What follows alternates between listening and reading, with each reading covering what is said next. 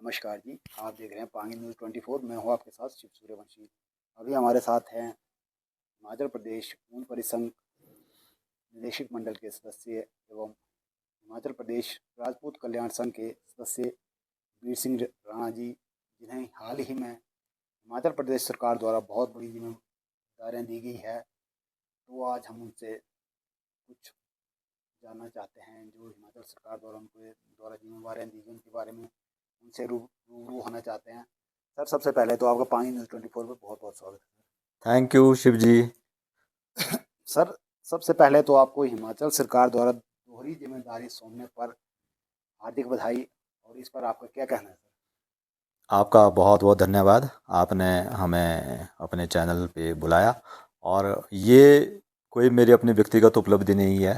ये माननीय मुख्यमंत्री की जो हमारी पांगी के प्रति और जो भी ग्रामीण परिवेश में जो ऐसे लोग हैं जिनको कभी भी सरकार के अंदर प्रतिनिधित्व नहीं दिया गया था, तो अभी मौजूदा मुख्यमंत्री की मैं तो यह कहूँगा कि ये सिर्फ मुझे नहीं दिया गया, ये पूरे ग्रामीण परिवेश में पलने वाले लड़कों को और जितने भी हमारे मुख्यमंत्री की जो सोच है, ये सिर्फ उसी के लिए और मैं उसके इसके लिए उनका तहे दिल से हार्दिक धन्यवाद करता हूँ कि उन्होंने इतने बैकवर्ड एरिया से और इतने रिमोट एरिया से जो है राजपूत कल्याण बोर्ड में जो है जगह दी।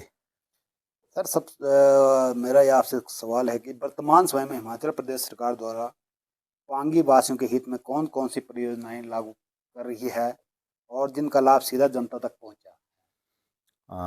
सूर्यवंशी जी, देखिए सबसे बड़ी बात तो यह है कि जब अभी हाल ही में इस वर्ष हिमाचल का जो राज्य स्तरीय जो हमारा राज्य स्तरीय जो समारोह था, हिमाचल दिवस था, वो पांगी के हमारे यहाँ मुख्यालय किलाड़ में मनाया गया।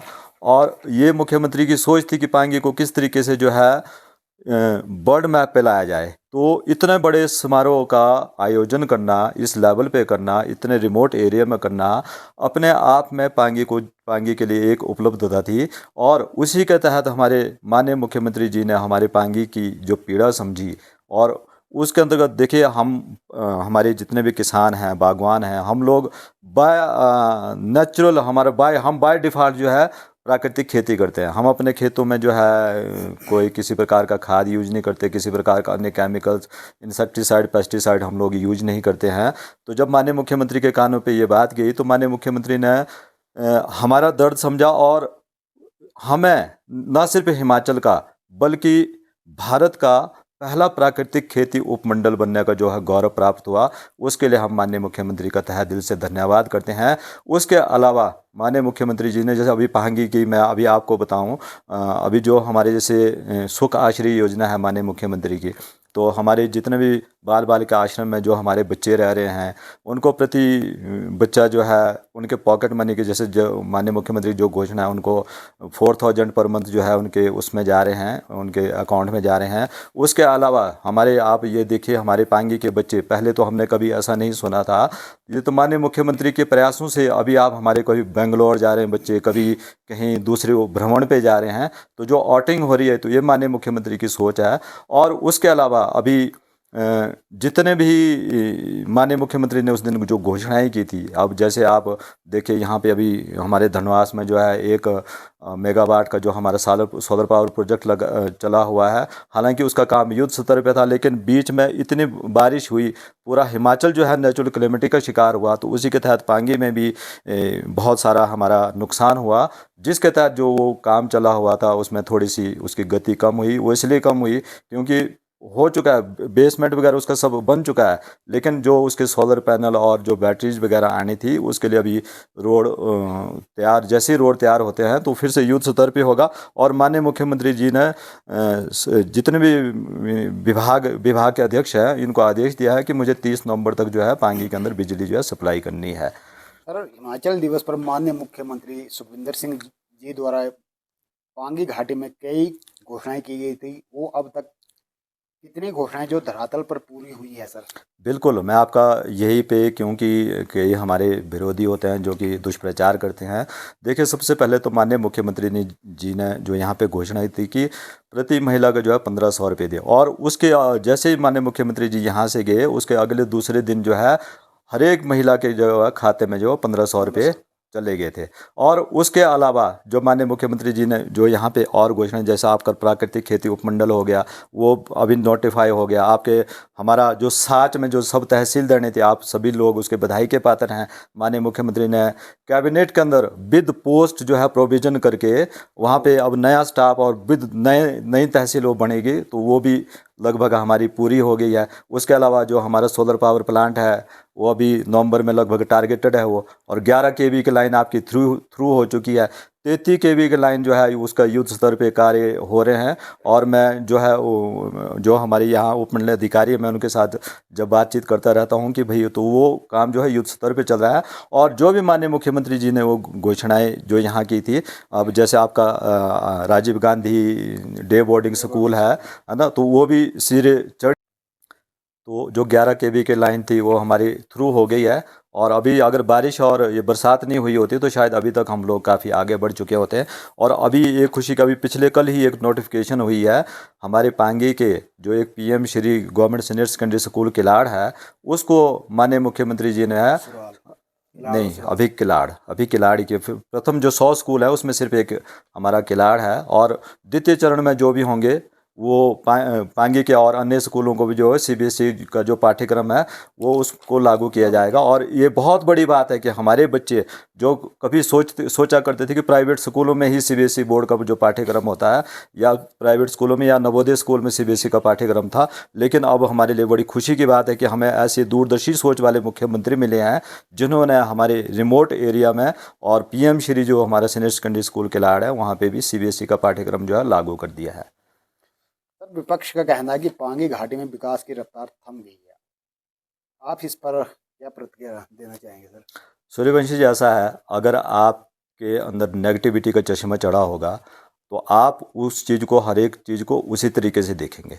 ठीक है, माननीय मुख्यमंत्री की सोच जो पांगी के प्रति है और जो भी हिमाचल के जो भी इतने दूरस्थ एरिया हैं उनके प्रति, आप देखिए मैंने भी आपको कितने सारे काम गिना दिए। और ऐसा मतलब देखो, और जिसने नेगेटिविटी ढूंढनी है हम उनके लिए कुछ नहीं कर सकते हैं। हमें तो ये है कि हमें उनकी सोच पर भी दया आती है कि वो अपने, और मैं उनसे गुजारिश करूंगा कि थोड़ी सी सोच बड़ी रखे और देखे अपने आसपास के वातावरण की जो इतिहास में पहले कभी नहीं हुआ वो आज पांगी में हो रहा है। क्योंकि इस बार बार विधायक साहब द्वारा टिप्पणियां की जा रही है सर, उस पर क्या कहना है आपका? विधायक साहब की कौन सी टिप्पणी? जैसे आपका अभी पीछे में यहाँ पे जो डॉक्टरों के लिए जो नोटिफिकेशन हुई उसमें विधायक साहब का कहना था कि ये जो है हाई कोर्ट द्वारा यहाँ नियुक्ति की गई है। अच्छा ठीक है, हम मान लेते हैं कि विधायक साहब की ऐसा है। मैं विधायक साहब से एक प्रश्न पूछता हूँ, अभी तो आप विपक्ष में बैठे हैं, पिछली सरकार पिछले 5 साल जब था तब तो डबल इंजन की सरकार थी, आपकी सरकार थी, आपके विधायक थे, तब क्यों यहाँ पे डॉक्टर नहीं आए, तब क्यों स्पेशलिस्ट नहीं आए? आज कांग्रेस सरकार है, कांग्रेस सरकार ने अभी एक एनेस्थीसिया और एक ईएनटी स्पेशलिस्ट की अभी हाल ही में किलाड़ में नियुक्ति की है। और ये भी एक ऐतिहासिक है, आज से पहले कभी किलाड़ हॉस्पिटल में जो है कभी भी स्पेशलिस्ट डॉक्टरों की जो है नियुक्तियां नहीं की गई थी। अब ऐसा है, लोगों को ये दिल्ली से लेकर पांगी तक ये जो विचारधारा है, इनका काम ही लोगों को गुमराह करना है कि लोगों को किस तरीके से गुमराह करके अपना, अब जिसकी सरकार है वो भेजेगा ना देखो, हम माननीय कोर्ट का जो है सम्मान करते हैं, माननीय कोर्ट के आदेश रहे होंगे, लेकिन अगर सरकार के पास कोई, अगर आपके पास सरकार का कोई सेटअप नहीं हो तो सरकार कैसे भेज सकती है? तो सरकार ने हमारी पीड़ा समझी। माननीय मुख्यमंत्री जी ने यहाँ स्टेज पे घोषणा की थी कि हम किलाड़ में 6 स्पेशलिस्ट डॉक्टर रखेंगे, तो ये उसी घोषणा का ये एक प्रथम चरण है कि जिसके तहत यहाँ पे डॉक्टरों की नियुक्ति की गई है। और वो तो क्रेडिट लेने वाले लेते रहेंगे, उसके लिए हमको कुछ नहीं कहना है। एक आम जनता का मानना है कि पांगी घाटी में अफसरशाही हावी है, लोगों की आवाज़ नहीं सुनी जा रही, इस मुद्दे पर आपका क्या दृष्टिकोण है? हाँ देखिए, मैं तो एक आपको ये कहना चाहूँगा कि ये ऐसी कोई बात नहीं है कि यहाँ पे अफसरशाही हावी है, बल्कि मैं ये तो बोलता हूँ कि जितने भी अफसर हैं सब सॉफ्ट सोबर हैं, और जो भी व्यक्ति अगर अफसर के पास पहुँचता है तो उसके काम हमेशा होते हैं। और ये पता नहीं कहाँ से ये इशू उठे हैं कि अफसरशाही हावी है। मैं तो ये नहीं, बल्कि मैं तो जो आपके पीआरआईज के चाहे प्रधान है, चाहे आपके बीडीसी, चाहे वो अपने, मैं तो ये बोलता हूँ कि वो अपनी पावर पहचाने, वो खुद आगे आके जो है अपने लोगों को उनके हक दिलवाएं। अगर वही वही सजग नहीं होंगे, वही कड़क नहीं होंगे, तो मुझे तो ऐसा कहीं दिखता नहीं है कि अफसरशाही हावी है, बल्कि अफसर तो बेचारे हर जगह हर एंगल पे आपके लिए जो है उपलब्ध रहते हैं और कोऑपरेट करते हैं, ऐसा नहीं है। घाटी में कांग्रेस पार्टी की सरकार होने के बावजूद भी पार्टी राजनीतिक रूप से कमजोर होती दिख रही है। इस पर आप क्या सोचते हैं? देखिए, ये कहने की बातें होती है। अभी मैं आपको आंकड़े दे देता हूं कि हमारी राजनीतिक पार्टी कमजोर, जब पीछे जब विधानसभा के इलेक्शन हुए थे कि नो डाउट हम थोड़ा सा नीचे थे, 190 वोट हम लोग नीचे थे, लेकिन जो उसके बाद जो लोकसभा का इलेक्शन हुआ, हम 1300 से 1500 जो है पांगी के अंदर लीड ली। अब लोग इसको किस तरीके से कह रहे हैं कि भाई हम लोग राजनीतिक स्तर से जब नीचे, एक्चुअल में जो है रिजल्ट देखा जाता है। हम दो चार लोगों की बातें सुन के ये नहीं कह सकते हैं कि हम राजनीतिक रूप से बल्कि और स्ट्रांग हुए हैं, और नए लोग जो है पार्टी के साथ जुड़े हैं, और नए लोग जो है आगे आ रहे हैं। सर, आगामी पंचायत चुनाव में कांग्रेस पार्टी की रणनीति किस प्रकार की रहने वाली है? देखिए, अभी तो हमारी नज़र है रोस्टर पे कि घाटी के अंदर रोस्टर क्या रहता है, कहाँ पे महिला सीट आती है, कहाँ पे जेंट्स सीट आती है, और किस तरीके से फिर हम लोग चाह रहे हैं कि भाई जो हमारे पुराने हैं या नए हैं, सब लोगों के साथ मिल बैठ के जो है एक टीम बनाई जाएगी। और मेरा सारे ये लोगों से कि यही एक गुजारिश रहेगी कि अपने अपने पंचायत स्तर पे अभी से डट जाएं, और अभी से जो है लोगों के बीच जाना शुरू करें, और जो भी उनकी समस्याएं हैं उनको, अगर हमारे यहाँ ब्लॉक स्तर पे कोई उनकी समस्या है तो यहाँ ब्लॉक स्तर पे सुलझाएं, और अगर पंचायत स्तर पे कोई है तो पंचायत स्तर पे सुलझाएं।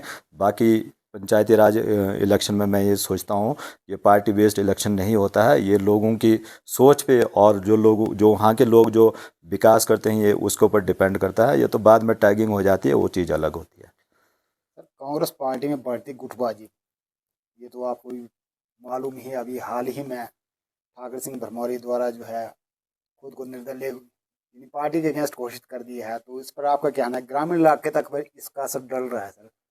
नहीं, ये ऐसा है, इसका कोई असर नहीं होता है। देखिए, हम तो ये कहते हैं कि प्रेस कॉन्फ्रेंस वगैरह होती रहती है, उनके अपने पर्सनल व्यूज हैं, पर्सनल, लेकिन हमारा एक ये रहती है कि देखो, जो हमारे प्रतिनिधि होता है, चाहे वो हारे चाहे जीते, लेकिन अपने जनता उनके पीछे होती है, उनके लिए हमेशा आवाज़ उठानी पड़ती है ना।